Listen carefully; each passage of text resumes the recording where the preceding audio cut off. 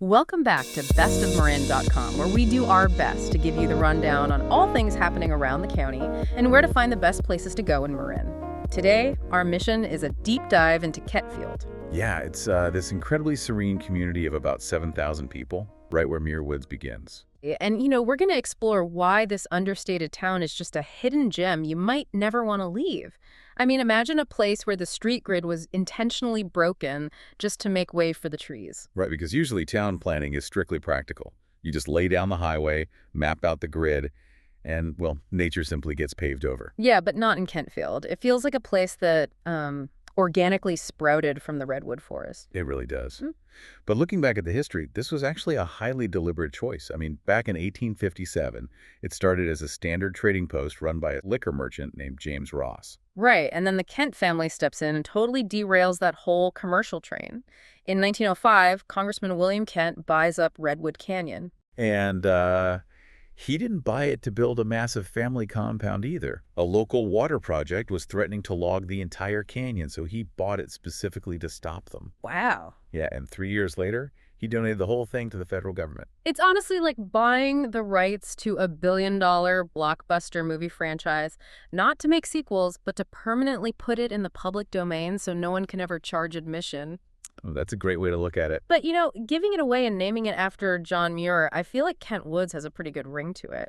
Well, giving up the naming rights just proves it wasn't about ego. He realized preserving those coast redwoods was, way bigger than his family's legacy. And that one selfless act really defined Kentfield forever. Totally.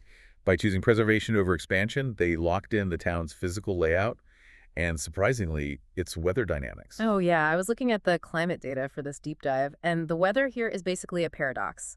Kentfield is the sunniest spot in the Ross Valley, totally shielded from that notorious San Francisco summer fog. But somehow, it still gets 48 inches of rain a year. That's nearly double what the city gets just 16 miles away. Yeah, that's where the geographic mechanics come into play. Mount Tamalpais sits right there, acting as a massive weather wall. It catches the heavy moisture rolling off the Pacific and just wrings it out over Kentfield. Ah, so you get these intense winter rains. Exactly. But then in the summer, its elevation effectively blocks the low-lying marine layer from rolling in. So Mount Tam is essentially a giant rain funnel and a fog shield all at once. That explains the architecture up in Kent Woodlands so much. Oh, definitely. You have these lavish mid-century and craftsman homes tucked behind the ridgelines with dual views of the mountain and the bay. The design relies entirely on that microclimate. Precisely. You get the sunny Mediterranean warmth so you can enjoy that seamless indoor-outdoor patio lifestyle. But you wouldn't have those massive ancient Douglas firs or lush backyard trails like Dawn Falls and Phoenix Lake without that funneling rainfall pattern. The climate literally builds the scenery.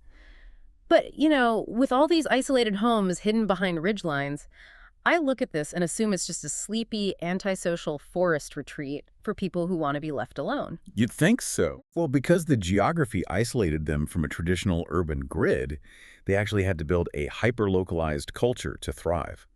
The cultural engine here is shockingly robust.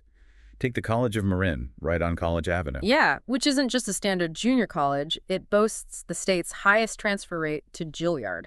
Exactly. That blew my mind. Robin Williams literally started his performing arts training there. A comedic genius finding his voice in a tiny redwood town. It's wild, and that high-level local engagement just bleeds into everyday life. The community's social infrastructure is really anchored by places like Woodlands Market and the Half-Day Cafe. Plus, the schools consistently rank in the top 5% statewide. It's a highly functional, localized ecosystem. So here's the ultimate paradox.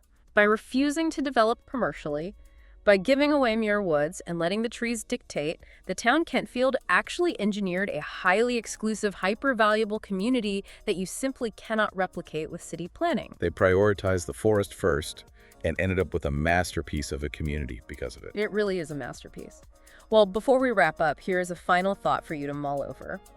Kentfield is often described as a community that has arrived at exactly what it wants to be, seeing no reason to change.